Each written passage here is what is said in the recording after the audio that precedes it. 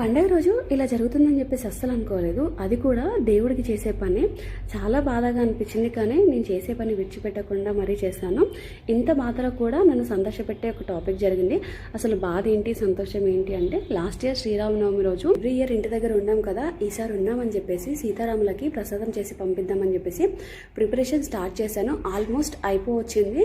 ఇంకా అనుకోకుండా నా ఫోన్ కిచెన్ టాప్ పైన పడి డిస్ప్లే అయితే పోయింది.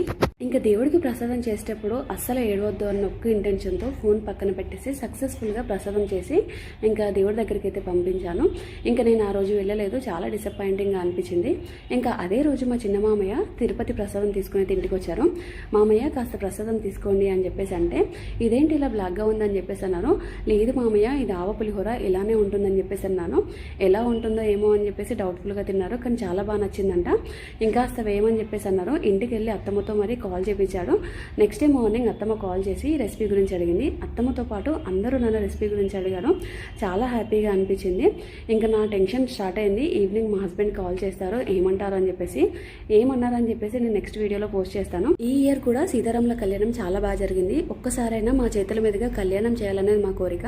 ఇంకెప్పుడు నెరవేరుతుందో తెలియదు. మా హస్బెండ్ ఆర్మీ నుండి రిటైర్ అయ్యాకనే అని అర్థమైంది. నచ్చితే లైక్ చేయండి, ప్లీజ్ టు సబ్స్క్రైబ్.